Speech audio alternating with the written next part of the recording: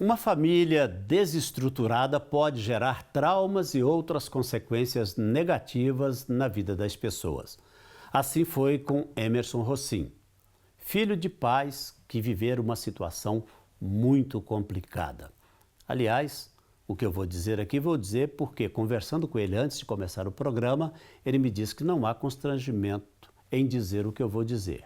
Mas Emerson, na verdade, foi criado num lar onde o pai era homossexual e a madrasta prostituta. Imagine só que ambiente uma pessoa é criada nele.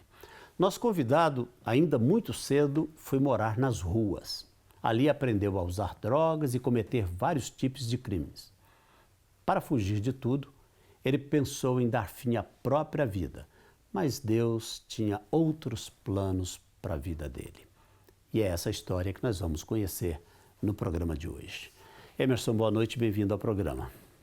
Boa noite. Bom te receber aqui, viu, Emerson? Ô, Emerson, sua história é assim, ela foge totalmente, e olha que já passaram por aqui muitos convidados, mas a sua história realmente é uma história, assim, para não dizer outra coisa, uma história chocante. Como é que é isso? Filho de um pai homossexual e com uma madrasta prostituta. Justamente. Você tinha que idade quando você percebeu essa situação na sua casa? Quando eu dei ciência da minha idade, eu estava com 13 para 14 anos. Para falar a verdade, pastor, não é fácil um garoto na minha idade pegar seu pai tendo relação sexual dentro de um quarto com outro homem. E sua madrasta em outro quarto, tendo relação com vários homens. Isso para mim foi muito impactante, me doeu demais.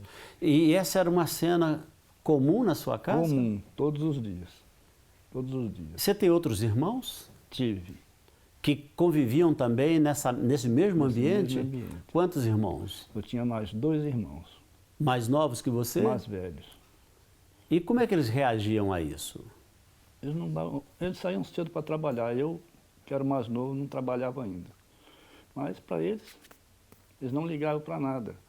Isso foi exatamente onde, Emerson? Isso foi em Magé, no estado do Rio de Janeiro. Entendeu? Meu pai tinha uma casa de campo ali, entendeu? E nós íamos para lá e ali começava essa atitude dos meus pais. Agora, você disse que você tinha uma madrasta. Tinha. O que era feito da sua mãe? Minha mãe foi separada do meu pai porque ela soube que o meu pai era homossexual e se separou dele. E eu tinha 4 anos de idade. Entendeu? Então ela sumiu, não fui criado com ele. Na verdade, pelo que você está dizendo, ele meio que vivia uma vida dupla, então. É verdade. Porque vocês são filhos biológicos dele. Dele. Ele ficou conosco, minha mãe não. Minha mãe perdeu a guarda. Não sei. Sim, mas vocês são filhos gerados do relacionamento dele com a sua mãe. Isso. Uhum. Dele com a sua madrasta. Vieram mais irmãos? Não. Só eles adotaram mais um. Mais novo. E você disse que tinha de 13 para 14 anos. Isso. E aí, quando você tomou consciência dessa situação que vocês tinham dentro de casa, qual foi a sua atitude? Saí de casa. Com essa idade você saiu de casa? Foi nesse período que você foi morar na rua? Fui morar na rua. E como é que foi a experiência da rua? Não foi fácil. A primeira noite foi muito difícil. Apanhei muito. Foi muito sofrida. Entendeu? Dormi dentro de esgotos, ralos de esgotos, onde passava ratos, passava vários tipos de bichos ali. Entendeu? E nessa época, entendeu? Havia muitos, eu convivi com muitos ladrões, entendeu? Convivi com ladrões famosos, entendeu? Posso citá-los porque hoje eles não vivem mais, já morreram. Nessa época eu conheci Lúcio Flávio, que teve filme, já foi filmado, teve filme dele. Lúcio Flávio Vilar Lírio. Isso, conheci ele. Meu primo era braço direito dele. Que, aliás, foi preso em Belo Horizonte. Em Belo Horizonte e morto no Rio de Janeiro. Conheci Escadinha, também é famoso, que tinha uma... Escadinha tem uma história dele de uma fuga espetacular de helicóptero de um presídio do Rio de Janeiro, não é ele mesmo? É ele mesmo, conheci ele. Conheci Cara de Cavalo, conheci Mão Branca. Esses 4 eram os piores criminosos que existiam no Rio de Janeiro na época. Agora, quando você diz conheci, isso quer dizer Andei que você com eles. foi conviver com eles? Andei com eles. Adolescente ainda? Adolescente. Fiz muitos assaltos. E aonde isso te levou? Isso me levou a mundos desconhecidos, que eu aprendi coisas que, quer dizer, que um adulto com a idade que eu tenho hoje, que um adulto não tinha essa Nem imaginaria. Nem imaginaria, entendeu? Cometi vários delitos, assaltos, à mão armada, muitos tiros, já troquei tiros com polícia, entendeu? Já fui preso, entendeu? Já escapei. Eu e o meu primo, nós fugimos da Ilha Grande, onde cita que é uma ilha que ninguém escapava de lá, nós 2 fugimos. Você chegou a cumprir pena de quanto tempo? Eu cumpri pena de 10, eu peguei a primeira vez 10 anos, já com 18 anos, mas com 14 anos fiquei na FEBEM, né? Naquele tempo era FEBEM ainda, entendeu? E ali eu também fugi dali, entendeu? Quer dizer, eu subornei um guarda, porque de tantos assaltos que a gente cometia, a gente sempre tem que ter uma ressalva em dinheiro para poder se sustentar, para que não sejamos assassinados também, porque ali também se mata, ali se mais tudo. Tudo escondido, ninguém vê, entende? Mas que acontece, entendeu? Agora, nós estamos falando de que ano, na verdade, Emerson? Isso de 1967, entendeu? De 1963 até 81. 18 anos 18 você passou no crime. No crime. E o tempo de rua? Quanto tempo foi? O tempo de rua foram 7 anos, 7 anos da primeira vez, depois mais 7 anos da segunda vez. Por que você separa primeiro e Porque depois? com 14 anos eu saí de casa, voltei com 21. Nesse tempo que você saiu, sua família se preocupou, te procurou? Não. Você tinha contato com a família Não. mesmo morando na rua? Não. Você ficou completamente isolado? Não. Meu pai, eu nunca tive carinho de ninguém. O carinho que meu pai dava era murro, pontapé, chute, tapa, entendeu? Nunca tive um carinho de ninguém, entendeu? A conversa que meu pai não tinha com a gente, mas com as companhias que ele tinha, ele abraçava, e coisas que eu nem vou citar, Sim. entendeu? E minha madrasta fazia de tudo para que nós nos desentendêssemos, entendeu? Não tivéssemos contato, não tivéssemos aproximação entre eu e meu pai, entendeu? Meu pai era milionário. Meu pai foi rico, meu pai foi maçom. Depois que a maçonaria descobriu que ele era homossexual, hoje expulsou, meu pai foi o grau 33 da maçonaria, grau máximo da maçonaria, da loja Grande Oriente, entendeu? Meu pai era milionário, meu pai tinha 2 fábricas de estrutura metálica. A primeira fábrica de radiador no Brasil foi do meu pai em 1949. Entendeu? Meu pai fez o Hospital das Clínicas de São Paulo, foi ele que fez. Entendeu? Meu pai tinha várias construções, entendeu? Feitas por ele em estrutura metálica. Essa segunda fase de rua, você voltou para casa aos 20, 21? 21. Casei com 25. E o que te levou para a rua novamente? Minha esposa me traiu com 31 anos. Voltei para as ruas de novo. Aí eu voltei pior do que quando eu fui a primeira vez. Pior por quê? Porque eu voltei fazendo coisas piores do que eu fazia antes. É como se você... E o que poderia ser pior do que roubar, trocar tiro com polícia? Você torturar as pessoas, entende? Você torturar, porque eu fumava droga, e eu pegava as pessoas nas ruas e levava para um beco escondido e começava a torturá-las com cigarro, com isso, com aquilo. Só por pura e simplesmente brincadeira. E dando risadas. Dizer, brincadeira entre aspas, porque na verdade tinha aí também por trás disso toda essa situação que você viveu sem uma estrutura familiar, né? Nenhuma. Quer dizer, a sua família foi à rua por muitos anos. Foi. A verdade é à essa. rua, por muitos anos. Cheguei a tomar sopa de pedra, entendeu? Porque naquele tempo ninguém dava um prato de comida, mas um copo de cachaça, entendeu? Ou então a maconha, ou uma cocaína, eles te davam. Mas um prato de comida ninguém dava. Você chegou a se envolver com tráfico, não? Me envolvi com drogas. Mas Para traficar? Para traficar, não. Me envolvi com drogas. Eu já tomei... Para usar? Já tomei LSD na veia, entendeu? Já fui viciado em drogas, entendeu? E traficar, não. Eu fui contrabandista. Eu contrabandeava drogas. Drogas que eu digo assim, lança-perfume, cheirinho da Loló, que hoje eu acho que não sei se ainda tem, entendeu? E joias que a gente roubava, a gente contrabandeava, entendeu? Trocava joias por drogas. Quer dizer, tudo que hoje em dia, naquele tempo também já havia.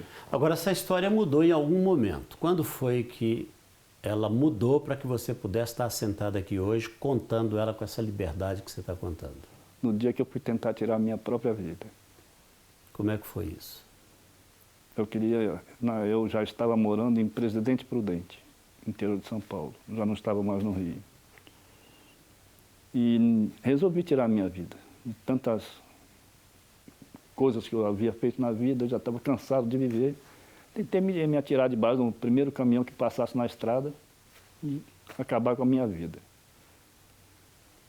Nesse tempo que eu já estava me preparando, porque eu sabia que todo dia, na rua onde eu morava, passava um caminhão que descarregava uma carga de cimento numa casa de material que tinha ali todo dia, 5h30 da tarde. E num desses dias eu sentei na beira da calçada esperando esse caminhão passar. Deu 5 horas, deu 5h10, apareceu um cristão, um crente. Eu tinha ódio de crente. E eu não te contei ainda que eu fui pai de santo. Eu raspei cabeça no cemitério, fui batizado com cerveja às 6 horas e meia-noite com cachaça. E eu trabalhava com magia negra. Trabalhei com isso durante 27 anos, antes de me matar. Ou pelo menos de tentar se matar. Tentar se matar. Porque morrer, você morreu depois, morrer para o mundo. Então, esperei e esse rapaz se aproximou de mim. Aliás, mandou o filho dele vir falar comigo. E eu, como eu odiava crente, eu expulsei da minha vida. E eu só andava armado, eu andava com uma bereta 765 na cintura. Precavido, né? Porque quem deve, teme, né? E várias vezes esse rapaz veio mandado pelo pai. Numa dessas vezes veio o próprio pai, porque eu xinguei ele e falei, ameacei de morte. Cheguei a pegar a mão na cintura... Porque ele estava falando do Evangelho para mim. E eu não queria, eu detestava a palavra, a Bíblia, eu detestava crente. E numa dessas tentativas veio o pai. E o pai falou comigo, me deu uma palavra de Deus, não faça isso que você está fazendo. Porque, eu falei assim, porque você é adivinho, você é pai de santo, você é alguma coisa que nem eu. Ele falou assim, não, porque Deus me falou que você vai se matar. Quando ele falou aquilo, aquela palavra entrou no meu coração.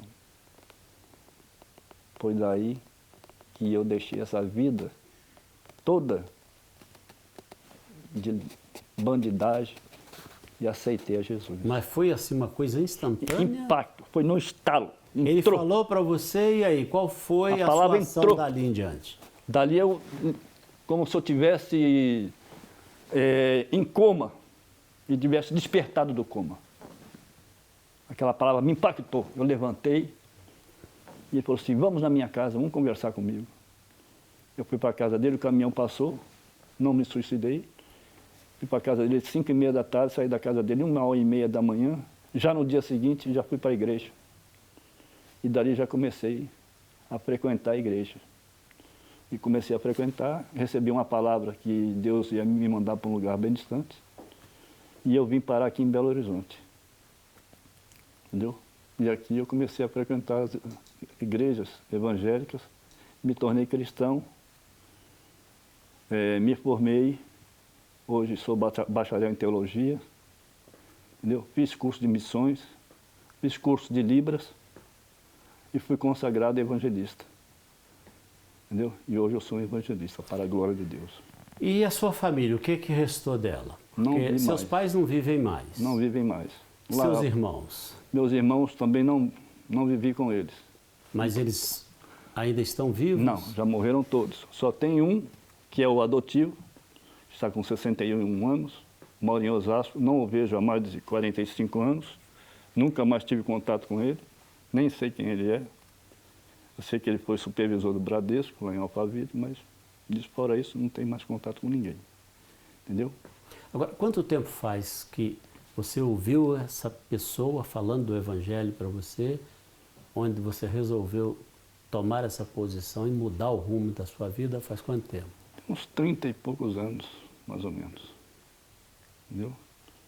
Hoje já estou com 69 anos, né? Então, tem uns 38, 39 anos, mais ou menos. Porque eu ainda tenho um tempo, tenho um espaço entre meus 14 anos e os 39 anos, tem um espaço que eu morei em Presidente Prudente, que eu não contei. E nesse tempo que eu estava no banditismo, entendeu? Eu me tornei pai de santo, entendeu? Onde eu levei. Foi nessa época que você começou a se envolver com magia negra. Com magia negra. Bom, o fato é que a sua história hoje é outra completamente diferente, né? Completamente. Hoje, assim, há mais de 30 anos. Mais de 30 anos. Você tem tido a oportunidade de falar daquilo que você mais detestava. E o Espírito Santo, falar do Evangelho. O melhor disso tudo, pastor, é que quando eu dizia que se houvesse só essa religião no mundo, nunca eu seria crente. Quando eu fui batizado, a primeira coisa que me veio foi o Espírito Santo, que eu vi como se fosse uma pomba chegar na minha frente e falar para você: quem falou para você que você não ia ser cristão? Quem manda na sua vida sou eu. Foi assim que aconteceu. E aquela pomba saiu voando. Toda a história mudou. Mudou. Isso mudou completamente. Ô Emerson, eu sei que tem muito mais história. A gente poderia conversar muita coisa, mas nosso tempo não dá mais. Isso. Quero te agradecer por ter vindo ao programa. Eu que agradeço. Obrigado mesmo. Foi bom conhecer a sua história. Eu disse, né, na abertura, uma história de impacto, uma história diferente das histórias que tem passado por aqui, mas que eu tenho certeza é uma história que converge para o mesmo ponto de todas as outras, ou seja, uma história que leva uma experiência real com Deus, uma experiência transformadora, e não foi diferente na sua vida. Verdade. Obrigado por ter vindo, viu? Eu que agradeço. Fica aí comigo um pouquinho mais, nós vamos orar agora. Amém. Está aí a história do Emerson Rossim. A história é forte, né? Mas para Deus não tem nada impossível. E crendo que para Deus não tem nada impossível, nós vamos orar agora. Se você tem algum pedido para fazer, faça isso na oração. Se você quiser e puder, coloque a sua mão sobre a minha. Vamos orar. Querido Pai Celestial, mais uma vez te agradecemos por este programa, te agradecemos pelo dom da vida, te agradecemos, ó Deus, pela vida do Emerson e por tudo que o Senhor fez e tem feito na vida dele, e com certeza muito mais o Senhor fará. Nesse momento, pessoas oram comigo e elas estão passando por situações as mais diversas. E o Senhor conhece cada uma delas. O Senhor sabe o que elas buscam, o que elas precisam, o milagre que elas estão pedindo nesse momento. Vá ao encontro de cada um, onde quer que elas estejam, ó Deus, e no nome de Jesus, estenda a sua boa mão sobre cada uma delas e que elas sejam abençoadas e tenham a resposta do Senhor à oração que fazem nesse momento. Te agradecemos por nos ouvir e por nos atender. No nome de Jesus, obrigado. Amém, amém e amém. Para receber todas as novidades do canal, inscreva-se e, se curtir o vídeo, clique em gostei. Aproveite para acompanhar a Rede Super nas redes sociais.